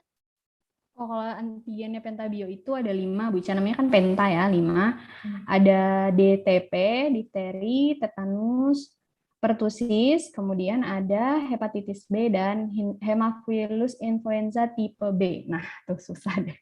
Oh ya, itu kok apa sih sebenarnya saya penasaran ya, kan di dalam satu produk itu bisa ada 5 antigen. Nah, pemilihan antigen yang bisa dijadikan menjadi satu produk itu apa gitu pemilihannya? Kenapa yang tadi ada hepatitis sama influenza ya? Nah, itu kenapa kok yang dipilih dalam satu produk tuh hepatitis sama influenza, enggak yang lain gitu misalnya, antigen dari yang lain gitu? Sebenarnya itu tujuannya kenapa dibikin 5 itu pertama itu untuk gini, vaksinasi itu kan lewatnya lewat jalur invasif ya Bu Ica ya, disuntik gitu ya. Jadi apalagi kalau diberikan ke anak-anak 5 kali suntik bolak-balik itu memang lumayan kasihan juga gitu. Makanya ada beberapa vaksin yang dibuatnya itu dalam bentuk combo-combo gitu. Jadi di combo-combo gitu. Nah, ini tuh vaksin-vaksin ini tuh adalah vaksin-vaksin yang ada di ada di program imunisasi nasional gitu. Jadi tujuan awalnya tuh seperti itu gitu. Jadi memang untuk anak-anak tuh biar nggak sakit dibolak-balik disuntik, dalam satu sediaan langsung ada 5 gitu. Seperti itu Bu Ica. Oke, tapi kalau misalnya buat apa ya, kan tiap antigen itu punya spesifikasi masa simpan ataupun proteinnya itu stabilitasnya beda-beda gitu. Nah, untuk menanggulangi hal itu gimana? Kan karena dalam satu produk kan berarti keadaan lingkungannya, keadaan sistem life-nya harus sama, keadaan lingkungannya harus sama, atau simpannya harus sama. Itu gimana mengatasinya biar bisa kayak gitu? Jadi untuk vaksin sendiri kan, jadi kalau untuk ini tuh lebih ke ranah formulasi sebenarnya Bu Ica. Jadi kalau untuk produksi awalnya antigennya itu diproduksi baloknya sendiri-sendiri. Balok pertusis sendiri, balok tetanus sendiri. Pokoknya baloknya tuh ada 5 masing-masing. Nah, nanti ketika mau diproduksi, diformulasi, baru digabung. 5 itu digabung. Nah, ini tentu sudah melewati penelitian yang panjang. Salah satunya itu tadi memperhatikan stabilitas masing-masingnya. Makanya harus diformulasi di kondisi di mana 5-5-nya tuh stabil gitu ya. Kemudian juga makanya perlu ada tambahan eksipien, mungkin tambahan-tambahan untuk menjaga stabilitasnya, seperti itu. Jadi itu studinya cukup panjang sih Bu Ica, di studi formulasi lebih tepatnya gitu. Bagaimana menjaga masing-masing antigen ini yang tadinya udah stabil, itu kemudian harus tetap stabil ketika dia bergabung gitu ya. Nah, kalau untuk stability sendiri, stability itu kalau kayaknya di hampir semua produk sih, itu baloknya itu di stability, ketika dia masih sendiri-sendiri, pertusis balok di stability, kemudian nanti difteri di stability, Hep B di stability, HIP di stability. Ketika jadi sediaan akhir, ini juga harus di stability gitu. Si Penta ini juga di stability, kita lihat stability-nya gitu. Dan sejauh ini alhamdulillah formulasinya ini bisa menjaga kestabilan dari masing-masing antigen. Makanya bisa dijual dan bertahan cukup lama vaksinnya gitu. Kalau nggak salah ED-nya 2 tahun sih. Gitu. Oh iya. Kalau dari produknya sendiri sebenarnya kalau yang misalnya campuran dari berbagai antigen ini ya, itu di seluruh dunia memang udah banyak ya produknya? Sudah banyak Bu. Jadi kayak yang semacam Penta ini ada juga yang merek-merek lain yang diproduksi dari perusahaan-perusahaan lain itu juga ada. Mungkin nggak 5, mungkin ada yang 3, mungkin ada yang 4 gitu ya. Seperti itu. Gitu. Jadi vaksin combo itu sudah cukup umum kok Bu. Oh iya. Berarti saya yang telat taunya. Tadi saya kayak teman saya katanya, iya anakku vaksinnya pakai itu 1 kali suntikan 1,6 juta. Oh ya lumayan. tapi udah langsung 5 ya. Iya gitu. Dan jadi anaknya nggak disuntik 5 kali gitu ya. Iya. Oke. Coba ini di chat kelihatan sudah ada yang bertanya dari Mbak Erpika Bu Risna. Apa perbedaan antara vaksin dengan sera Ibu? Oh ini karena baru semester awal Bu Risna mungkin Bu Risna bisa jawab. Ya, terima kasih. Kalau vaksin dari tujuannya Mbak Erpika, cara pembuatannya jelas berbeda gitu ya. Kalau Oh, itu ada Mbak Erpika. Halo Mbak Erpika. Jadi kalau vaksin itu tujuannya untuk pencegahan. Jadi untuk mencegah, contoh vaksin tifoid itu mencegah terhadap penyakit yang disebabkan oleh Salmonella typhi tadi. Kita bikin vaksinnya itu dari patogen yang menyebabkan sakitnya gitu ya. Jadi tujuannya mencegah. Jadi ketika nanti kita disuntikkan sama vaksin tifoid gitu, tubuh itu memproduksi antibodi terhadap tadi VI itu ya, antigen VI. Nah, si antibodi ini nanti ketika ada Salmonella typhi beneran yang patogennya masuk, itu sudah mengenali karena udah punya antibodi, jadi bisa dilawan gitu. Jadi mencegah sakitnya gitu ya. Kalau antisera itu lebih ke penawar ya, bukan pengobatan ya. Pengobatan sih bisa. Jadi kalau antisera itu biasanya serum bisa ular biasanya. Produksinya itu atau misalkan serum apalagi ya, serum tetanus, serum difteri seperti itu ya, antisera difteri dan tetanus itu tuh jadi pembuatannya itu setahu saya nih ya, itu tuh dari kita pakainya kuda. Kuda ini nanti disuntikan dengan antigen. Nanti kan dia bikin antibodi nih. Nah, antibodinya itu dipurifikasi dan itu yang digunakan kalau misalkan ada yang kena tetanus gitu, nanti disuntikin langsung sama antisera kayak gitu. Jadi kalau ini sistemnya, kalau yang vaksin itu aktif, memproduksi sendiri aktif antibodi tubuh kita, kalau yang sera itu kita pasif kasih antibodi langsung gitu. Bentuknya udah serum antibodi gitu ya. Apakah menjawab? Gimana Mbak Erpika? Jadi kalau sera itu mungkin semacam antidot, tapi bentuknya kalau produksinya kalau di Bio Farma antibody gitu ya Bu Risna ya? Bukan spesifik antibodi sih Bu, lebih serumnya Oh, mengandung lebih antibodi serumnya. mungkin ya Oh gitu ya. ya. Makanya namanya sera ya, serum Ya. anti. Ya. Ya, Serumnya ya berarti yang sama-sama. diproduksi ya. Ya, kita nggak spesifik antibodi gitu, nggak. Antibodi Oh. monoklonal gitu, nggak. Nggak. Oke. Makasih Mbak Erpika. Kemudian ada Mbak Aprilia. Bu izin bertanya, kalau Bio Farma itu produksi vaksin corona tidak? Jadi, ini pasti saya disclaimer dulu di awal ya teman-teman. Tadi saya sudah bilang bahwa saya nggak, saya ada di divisi vaksin bakteri gitu ya. Corona itu kan virus ya. Jadi itu, kemudian juga kalau nanti ada kira-kira pertanyaan yang menurut saya tidak berkompeten dan tidak berwenang menjawab, saya izin bungkus pertanyaannya, saya tanyakan ke yang lebih ahli gitu. Kalau dibilang produksi, kami memproduksi fillingnya gitu ya. Jadi kami dapat balek gitu ya dari Sinovac. Kemudian balek ini tadi kan saya sudah jelaskan ya ada formasi dan filling, itu di fillingnya di Bio Farma. Itu juga termasuk proses produksi gitu ya. Nah, jadi yang kami lakukan itu, kami kerja sama Sinovac, kami dapat baleknya, kemudian kami filling. Jadi produk-produk yang siap untuk disuntikan seperti itu. Itu yang bisa saya jawab gitu ya. Iya. Begitu ya Mbak siapa tadi? Mbak Aprilia. Ada rahasia perusahaannya sedikit lah, nggak usah dibahas lagi. Ya. Oke. Jangan diperpanjang lah, nanti bisa kita ngomong di belakang. Oke, makasih Mbak Aprilia ya. Kemudian ada dari Mbak Heni. Oh, ini Mbak Heni juga dari semester awal ya. Jadi pengen tahu Bu, gimana sih caranya ngambil antigen dari bakteri itu? Kan ukurannya kecil. Gimana Ibu? Mengambil antigen dari bakteri.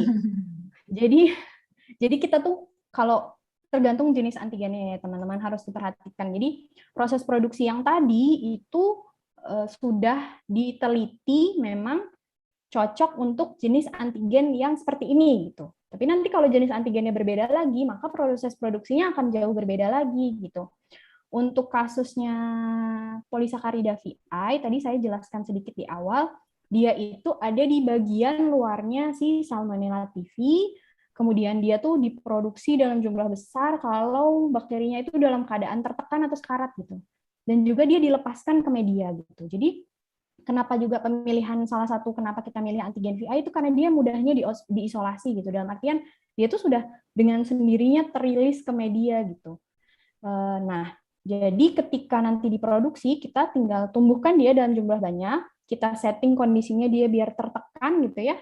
Biar tertekan jadi produksi VI-nya banyak, nanti di akhir waktu tahap awal purifikasi kita pisahkan antara media dengan selnya. Nah, VI ini kan banyak di media nih. Nah, kita ambil medianya. Lalu tadi kan juga VI itu ada di permukaan si Salmonella TV-nya. Ada kemungkinan masih ada yang tertinggal, makanya kita ekstraksi. Ini kita ekstraksinya pakai buffer gitu ya. Saya tidak akan sebutkan buffernya, tapi kita ekstraksi pakai buffer. Jadi kayak ditambahin buffer.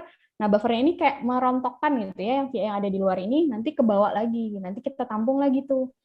Nanti VI-VI yang ada di media dan di buffer ini dipurifikasilah melewati proses yang sangat panjang. Difilter, makanya kenapa difilter, kan dia ketahan tuh kalau difilter. Nanti dimurnikan, difilter lagi, dimurnikan. Kemudian main presipitasi bertingkat. Presipitasi itu apa? Pengendapan ya, pengendapan bertingkat. Kita mengendapkan impurity-nya, nanti kadang-kadang kita endapkan VI-nya. Jadi main di situ seperti itu. Mudahnya seperti itu. Tapi untuk jenis antigen yang berbeda, maka treatment cara mengambil antigennya akan berbeda pula gitu. Kalau ada di dalam sel, maka selnya tadi harus dipecahin dulu selnya.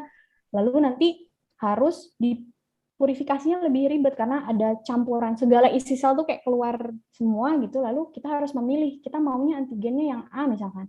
Dilihat karakteristik si antigen ini apa aja gitu. Misalkan dia tuh hidrofob gitu ya. Hidrofob tuh apa? Tidak suka air. Ya, apa istilahnya? Kalau di bahasa Indonesia kan hidrofobik gitu proteinnya. Maka mungkin bisa ambil jalur kromatografi hidrofobik gitu, kayak gitu.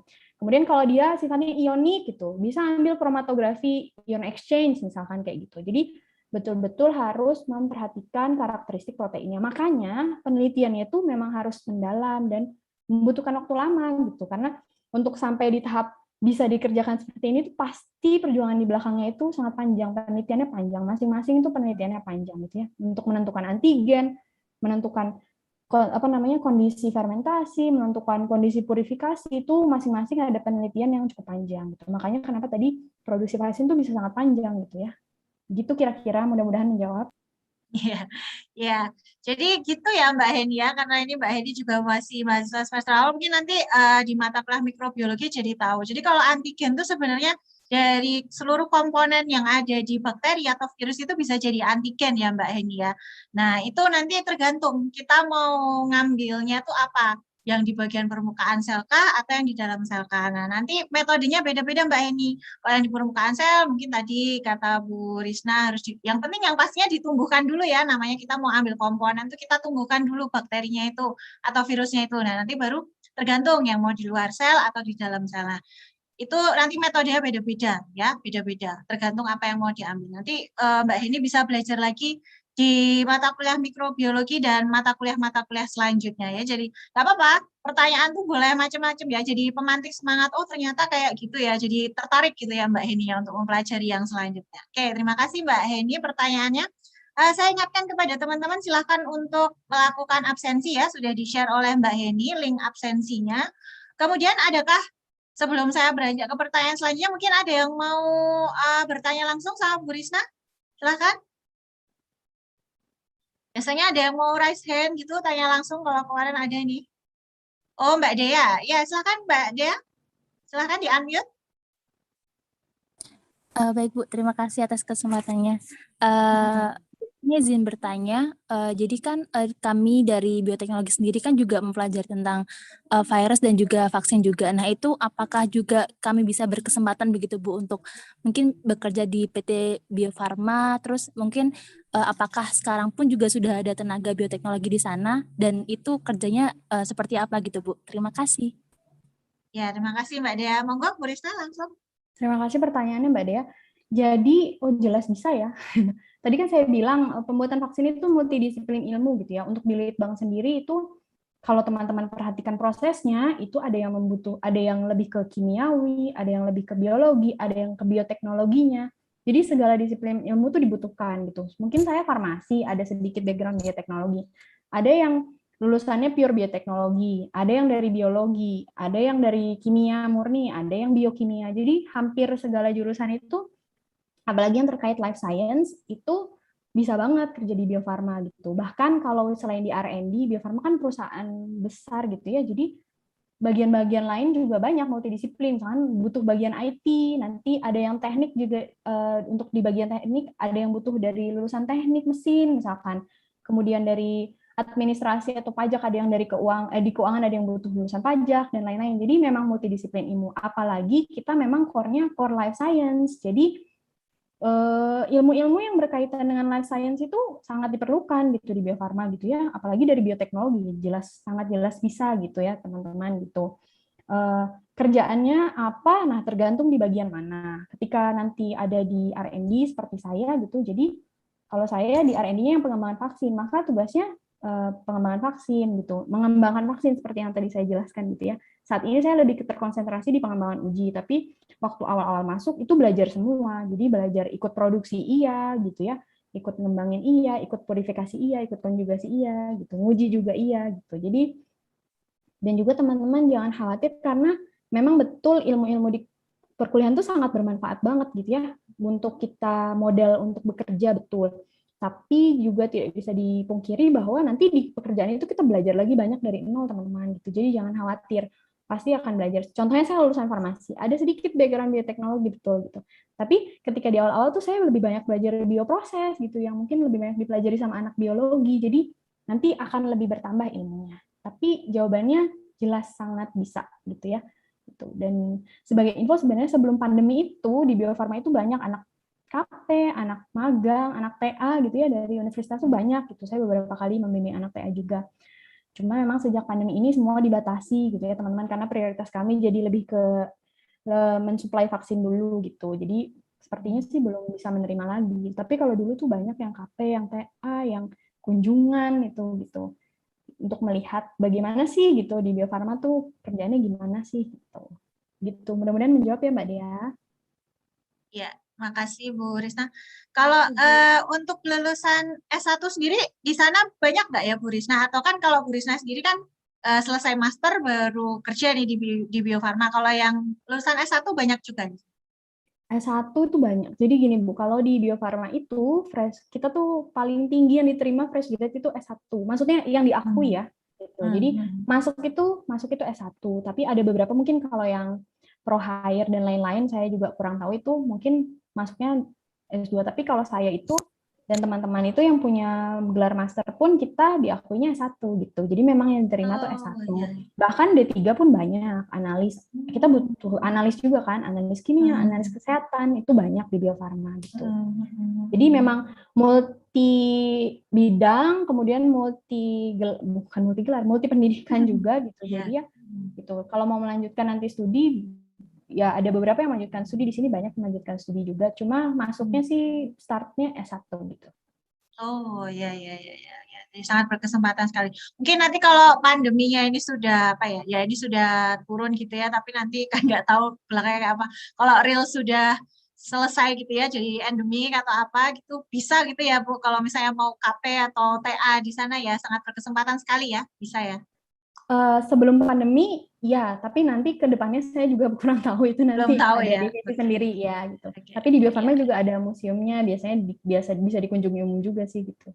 Oh, Dulu gitu ya. ya. Dulu, sekarang enggak. Oke teman-teman, nanti kalau misalnya ada yang berminat silahkan mungkin perlu tanya-tanya langsung ke bagian Bio Farma. Mungkin kalau mau tanya-tanya gitu ke bagian apa ya Bu? Kalau mau magang atau apa gitu? Magang KP itu biasanya di-handle sama divisi SDM HRD ya gitu. Oh ya, ke HRD ya. Gitu. Ya Bisa HRD ke di HRD. Bio Farma ya. Oke. Makasih. Kemudian ini ada dari Mbak Zintia. Biasanya di usia bayi kita divaksin dengan jenis vaksin tertentu dan itu dilakukan dalam jangka waktu yang beda. Semisal saat bayi kita terlewat salah satu vaksin, bolehkah jika vaksin itu dilakukan saat dewasa, Ibu? Mbak Bu Risna? Ya, sebenarnya kenapa basicnya dikasih di bayi, karena memang bayi kan masih ini ya, rentan gitu ya, makanya kenapa program vaksinasi itu biasanya dimulai seawal mungkin gitu, agar tubuh tuh nanti sudah memproduksi sistem imun, nanti ada mungkin kalau belajar sedikit ada memorinya juga gitu. Jadi mengenali kalau misalkan ada antigen lagi yang masuk gitu.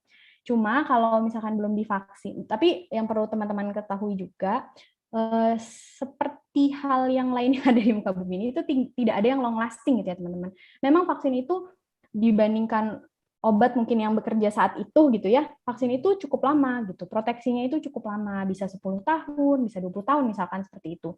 Tapi ada masa di mana dia nanti menurun gitu teman-teman, maka butuh yang namanya booster. ketika sudah dewasa pun kita butuh booster. Kadang yang orang-orang lupakan itu adalah, oh udah divaksin pas kecil, ya udah gitu. Tapi sebenarnya kita tuh tidak tahu kita masih punya atau enggak, makanya harus dicek. Kadang-kadang tuh ada yang namanya cek titer antibody gitu ya, untuk melihat kita tuh masih punya nggak sih antibody, contoh tetanus gitu, saya masih punya nggak sih antibody TT, harus dicek masih ada nggak antibodinya. Ketika masih ada dan protektif, oh ya udah saya tidak butuh-butuh banget booster. Tapi ketika udah menurun, oh berarti saya butuh di booster. Jadi jawabannya, apakah bisa divaksin ketika dewasa? Ada beberapa vaksin yang bisa gitu ya. Ada beberapa vaksin yang bisa. Saya juga sebagai pegawai itu harus rutin divaksinasi ya. Di kantor ada program vaksinasi. Jadi saya divaksin lagi difteri, tetanus juga divaksinasi lagi. Terus flu itu juga ada tahunan, kemudian hepatitis B juga gitu ya. Jadi memang harusnya itu ada jangka waktunya gitu. Memang lebih lama dari obat lama lah, bisa tahunan gitu. Tapi yang sering dilupakan orang bahwa dia tuh ada masa menurunnya dan itu memang baiknya di booster seperti itu. Gitu. Ya. Jadi pegawai di Bio Farma ini ya rajin divaksinasi ya Bu Risna. Mereka vaksin influenza gitu mungkin berkali-kali ya. Setiap tahun kan influenza itu Iya, setiap tahun ya gitu. Oh, setiap tahun divaksin influenza juga. Betul. Oh, ya. Luar biasa ya. Saya kapan ya terakhir vaksin influenza? Udah lama banget lah, udah nggak pernah vaksin lagi.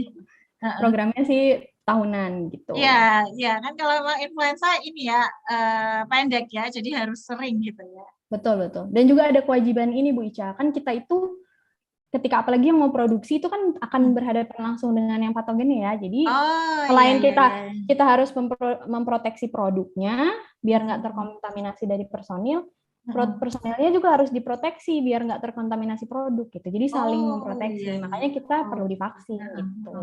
Ya, masuk akal sih. Betul. Makasih tadi Mbak, siapa tadi yang nanya ya? Mbak Zintia ya, oke. Lanjut ke pertanyaan berikutnya dari Mbak Yupin. Mungkin Bu Risna mau minum dulu? Kalau kering tenggorokan. Saya minum dulu ya. Iya, sini masih Bapak ya. Oh, ada 2 pertanyaan lagi. Siapa tahu ada yang mau raise hand lagi, silahkan. Sebelum saya balik ke chat, ada yang mau raise hand lagi? Oke, nggak ada ya. Kalau gitu ini pertanyaan dari Mbak Yupi. Misalnya vaksin yang harus diberikan 2 dosis, apa akibatnya jika dosis kedua tidak diberikan? Apa efeknya kalau dosis yang diberikan dan apa efeknya kalau misalnya dosis yang diberikan berlebihan? Apa itu Bu Risna? Itu imunologi banget pertanyaannya. Jadi itu tuh penentuan dosis itu teman-teman ada di tadi waktu uji klinis gitu. Berapa dosis yang dibutuhkan. Kita misalnya teoretically-nya punya kira-kira vaksin ini tuh bisa diberikan 2 dosis gitu ya. Tapi ketika di uji klinis lah dibuktikan gitu. Nah, dibuktikannya dari apa? Dari kenaikan antibodinya sebenarnya gitu ya. Ketika 1 dosis itu cukup nggak sih untuk memproteksi terhadap si vaksin terhadap antigen, terhadap misalkan mikroorganismenya yang masuk gitu ya. Kalau ternyata ini nggak cukup, ya berarti dia harus di-booster gitu, untuk bisa dapat proteksi yang diinginkan gitu.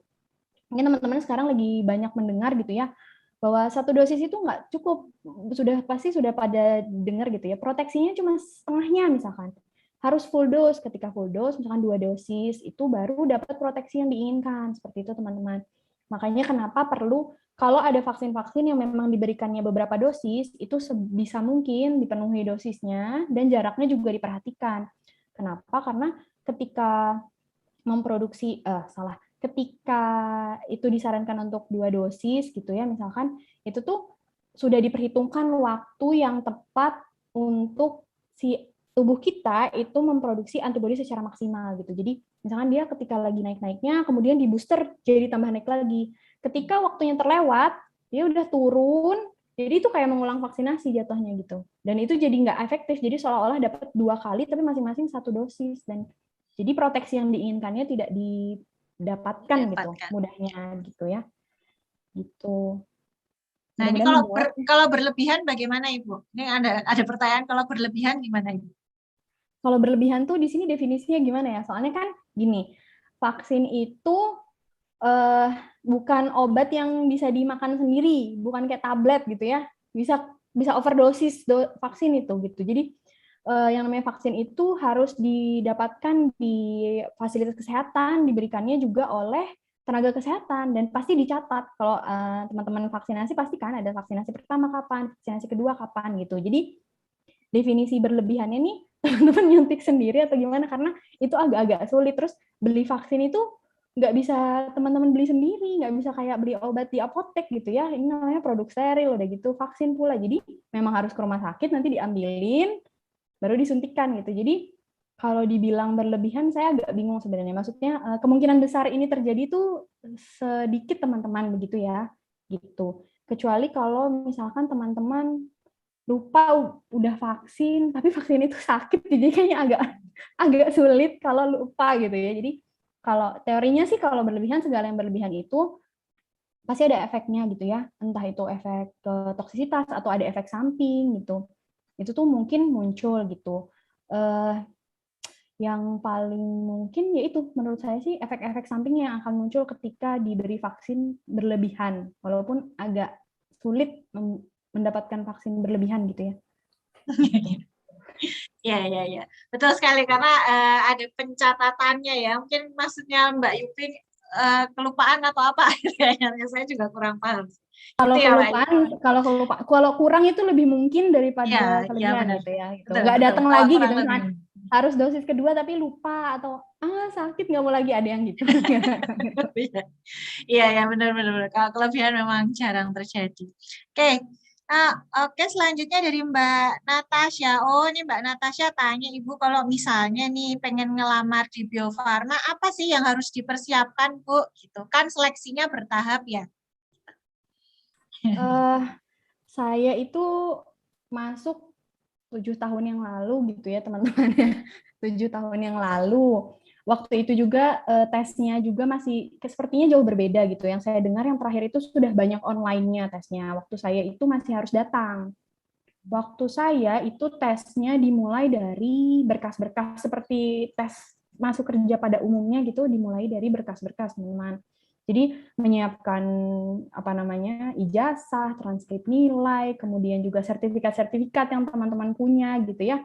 Seperti itu. Nanti ketika lulus tes berkas ini dibarengi dengan wawancara HRD. Di sini di wawancara HRD waktu dulu saya, tapi setahu saya sekarang kayaknya enggak. Saya agak kurang tahu yang terbaru ya, mohon maaf banget ini. Jadi kalau dulu saya di wawancara HRD, ditanyain kenapa mau masuk sini gitu dan lain-lain latar belakang pendidikannya, ini mengkonfirmasi berkas-berkas yang dikirimkan gitu ya. Kemudian nanti setelah lulus dilanjutkan dengan psikotes. Nah, setahu saya psikotes ini juga masih dilakukan untuk penerimaan karyawan yang sekarang gitu. Tapi sistemnya yang sekarang online. Kalau dulu masih yang nulis gitu ya. Kemudian ketika lulus baru ada tes kemampuan teknis dan interview sama user. Di tes kemampuan teknis ini benar-benar ditanyain yang berkaitan kayak kuliah gitu jatuhnya ya. Saya ingat suruh ada yang pertanyaan yang dasar, contohnya kayak perbedaan sel hewan dan sel tumbuhan itu ditanyain. Contoh zaman dulu. Terus suruh menjelaskan nekrosis. Ada juga yang berkaitan dengan teknis di industri, contoh disuruh menghitung besar batch gitu, besar batch produksi waktu itu tuh seperti itu. Terus ada yang menghitung macam-macam lah gitu. Jadi benar-benar kemampuan teknis di tiap bagian itu akan berbeda-beda soalnya. Nanti yang mau masuk R&D soalnya akan beda, yang mau masuk QC dengan yang mau masuk produksi itu beda-beda. Waktu zaman saya. Saya berbicara di zaman saya ya, mohon maaf ini. Lalu nanti ada wawancara dengan calon user, dalam hal ini calon bos gitu ya. Calon bos nanti diwawancara. Waktu itu saya ditanyain waktu itu ditanyain pengalaman bekerja di lab, waktu itu ditanyakan. Terus yang dasar-dasar juga tergantung usernya memang ya, tergantung calon ya. Ini ada yang nanya. Yang basic bahkan tadi yang ditanyakan Mbak siapa ya tadi ya? Bedanya antibody, serum, antibiotik, ya kayak gitu-gitu ada yang menanyakan juga. Terus ada bahasa Inggrisnya juga teman-teman. Gitu. Jadi disuruh berbicara pakai bahasa Inggris gitu. Dan yang terakhir itu tes kesehatan. Nah, tes kesehatan ini benar-benar menyeluruh gitu ya, karena mungkin akan kerja di industri farmasi gitu ya. Menyeluruh banget lah gitu. Udah bener-bener kayak general check up full gitu. Waktu itu saya seperti itu. Jadi kalau menurut saya yang disiapkan niat, mental, terus mempersiapkan dokumen-dokumen itu ya. Gitu. Tapi persyaratan dokumennya saya mohon maaf kurang tahu kalau yang terbaru kayak gimana gitu. Ya gitu. Oke. Berarti ini Bu Risa ini udah 7 tahun, benar ini udah bukan junior harusnya. Itu istilah Nggak juga sih ya gitu. Itu tuh setara dengan staff kalau di sini ya gitu. Karena Iya, jenjang iya. karir di BUMN itu kan gitu ya, banyak Banyak gitu. jenjangnya ya. Ya, oke, oke, oke. Jadi Mbak Natasha mungkin kalau niat ini mau ngelamar di Bio Farma harus disiapkan dari sekarang ya, mungkin dari segi bahasa, kemudian pengetahuan dasar-dasarnya gitu ya, Bu Risna ya, pengetahuan dasar penting ya. Soal yang di bangku Ya, kuliah betul. jangan sampai dilupakan ya, teman-teman. Itu Betul, penting betul. loh, teman-teman ya. Biasanya nanti kalau ujian skripsi itu biasanya dosen juga nanyain tuh dasar-dasarnya udah pada lupa, udah merotol semuanya. Nah, ternyata kalau cari kerja ditanyain lagi. Waduh, kalau lupa semua ya susah juga ini nyari kerjanya. Oke, Mungkin tergantung itu tadi Bu Ica, bagian usernya juga itu ya. kantornya juga iya usernya. Ya. Dan kebagian karena saya di R&D mungkin emang akan berkaitan dengan basic-basic juga, jadi basic-basic masih ditanyakan waktu itu. Iya, oke. Oke. Mungkin ada yang mau raise hand sebelum masuk ke pertanyaannya Mbak Agnes? Oke ya, pada malu-malu mungkin kalau ngomong baru Mbak Dea yang berani. Oke. Ini terakhir ada dari Mbak Agnes. Oh, ini sangat apa ya? Mungkin setipe. Oh, ada Mbak Syarifah, raise hand. Oh ya, silakan Mbak Syarifah dulu, Mbak Syarifah. Silakan. Baik, kepada Ibu Siti Azizah, terima kasih atas penjelasannya. Mohon maaf jika kamera saya kurang jelas. Sebelumnya Nggak apa-apa saya Mbak, jelas kok. Sebelumnya saya izin bertanya seputar vaksin juga, karena yang saya ketahui kan setiap negara punya merek vaksin yang berbeda-beda dan ada kualitas vaksin berbeda-beda juga untuk digunakan. Misalnya kalau di Indonesia kan Sinovac gitu. Dan misalnya di luar negeri itu kan ada beberapa negara yang memang tidak tidak melegalkan, kayak tidak Sinovac ya tidak berlaku untuk di negara sana. Jadi misalnya udah vaksin dosis keduanya di Indonesia. Nah, datang ke sana harus vaksin lagi dengan jenis vaksin yang mereka gunakan begitu. Apakah menggunakan dua jenis vaksin yang berbeda dengan formula yang berbeda pula itu diperbolehkan, dan apa efeknya ya Bu kira-kira sebagai di badan kita gitu. Sekian, terima kasih Bu. Saya bukan ahli di bidangnya sebenarnya ya Mbak Syarifah gitu. Cuma saya coba jawab sedikit, mudah-mudahan nggak salah dan nggak misinformasi gitu ya. Tentu itu sudah melalui penelitian. Kalau teman-teman mengikuti, itu hal itu sudah banyak diteliti gitu ya. Ada yang meneliti kalau misalkan harus pakai vaksin dosis 1 ini, kemudian dosis 2 ini, dan dikombinasikan gitu ya, itu efeknya apa gitu. Walaupun sebaiknya, memang kalau mau, setahu saya nih ya, kalau mau di booster itu booster yang setipe gitu. Tapi pasti ada pertimbangan gini. Maksudnya ketika sebuah negara itu menetapkan harus diberi ini, dan itu akan diterapkan untuk masyarakat yang banyak, itu pasti bukan tanpa pertimbangan. Pasti expert-expertnya sudah jalan di situ gitu ya. Sudah ada yang meneliti mungkin, ada yang membuat keputusannya dan membuat kebijakannya gitu. Jadi mungkin ada yang publikasinya belum dipublikasikan ke halayak ramai bahwa itu aman gitu. Makanya di negara sana tuh ditetapkan seperti itu gitu ya. Tapi saya yakin itu bukan keputusan yang diambil secara terburu-buru dan bukan keputusan yang gegabah gitu, karena menyangkut keselamatan banyak orang gitu ya. Kalau soal sebenarnya apa yang terjadi di tubuh kita itu kan juga masih dalam penelitian ya Mbak Syarifah gitu ya. Mungkin sudah banyak yang meneliti, tapi mungkin kita harus update lagi gitu. Tapi kalau sudah ada lembaga, jadi tiap negara itu kan pasti punya semacam Kementerian Kesehatan gitu ya, gitu. Dan itu biasanya kalau soal vaksin-vaksin gitu yang menentukan itu dari masing-masing Kemenkesnya gitu. Pasti mereka sudah punya pertimbangan itu. Mungkin saya cuma bisa menjawab segitu gitu ya. Gitu. Baik, Bu. Terima kasih atas penjelasannya. Jadi ya mohon maaf ya kalau tidak menjawab ya. Iya Bu, nggak apa-apa. Udah menjelaskan Bu sedikit rasa penasaran saya. Jadi untuk mendapatkan jenis vaksin yang berbeda itu memang udah ada peninjauan sebelumnya ya Bu? Pasti Mbak, karena itu tadi melibatkan orang banyak gitu ya. Gitu. Yang mau masuk negara itu harus dapat vaksin itu gitu. Pasti itu sudah ada tinjauan khusus dan mendalam ketika membuat keputusan seperti itu gitu Mbak. Baik Bu, terima kasih banyak atas penjelasannya. Ya, sama-sama. Ya, terima kasih Mbak Syarifah. Mungkin kalau dari berbagai jenis vaksin itu ya pasti ada penelitiannya dulu ya, karena terkadang kemarin ternyata yang nakes gitu ya, habis dapat Sinovac terus dikasih Moderna nggak apa-apa, tapi itu juga sudah ada penelitiannya, ternyata ada resist of titernya dan yang lain-lain itu udah ada penelitiannya ya. Jadi nggak asal udah langsung suntik ini aja karena lebih murah atau apa gitu, enggak ya. Oke.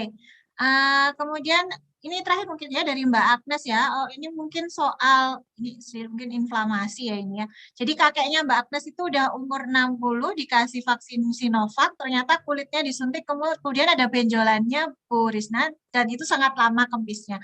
Nah, itu kira-kira kenapa Bu Risna kok bisa kayak gitu? Gitu kira-kira pertanyaannya. Mungkin yang saya harus tekankan di awal ya teman-teman, ini tidak berlaku cuma vaksin ya, semua hal yang masuk ke tubuh, mau makanan, mau obat, itu efeknya akan berbeda di setiap individu.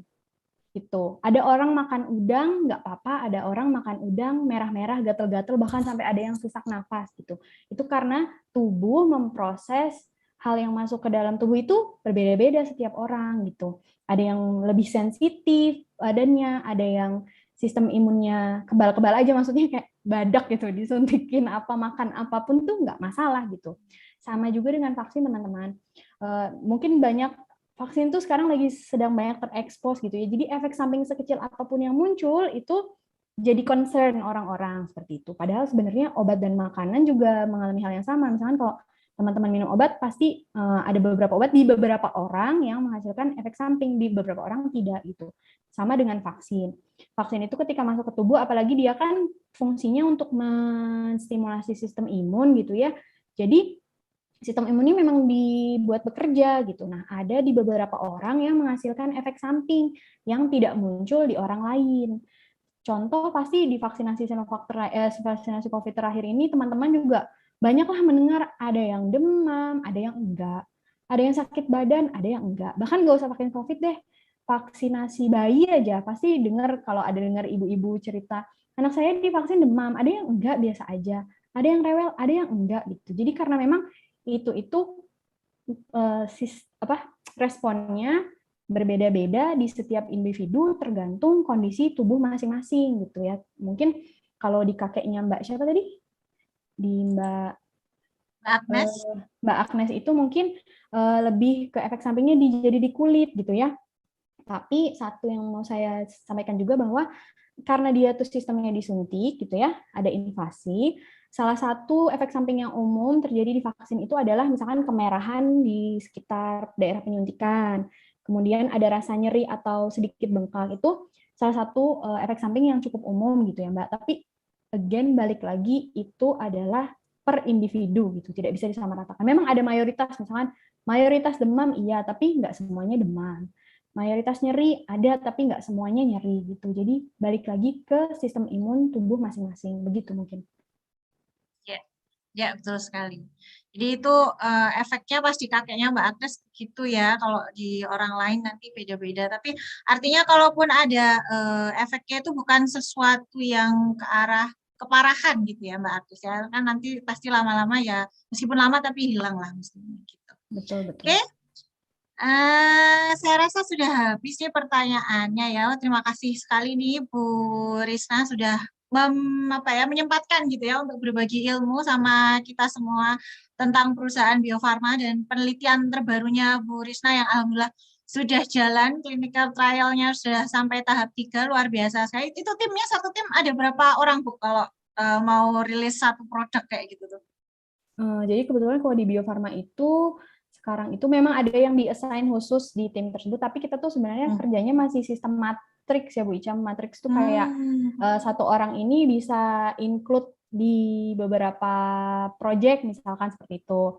Atau misalkan saya nih misalkan pengujian gitu, bisa saya memang tugas utamanya di vaksin tivoid, tapi nanti ketika ada yang pengembangan uji yang lain itu bisa bergabung juga gitu. Jadi timnya itu berbeda-beda ya.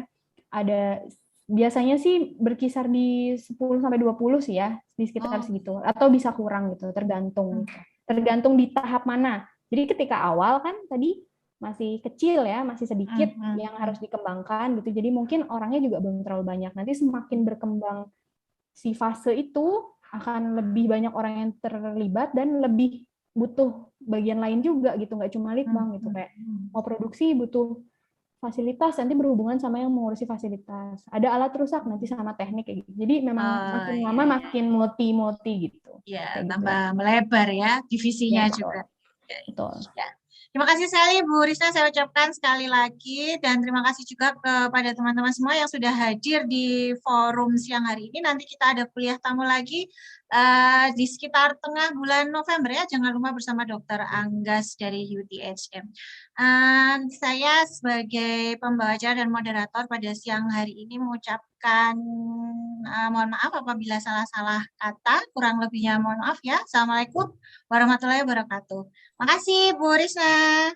Sama-sama Bu Ica, selamat siang teman-teman, sukses kuliahnya. Terima kasih Bu. Izin live ya Bu Ica.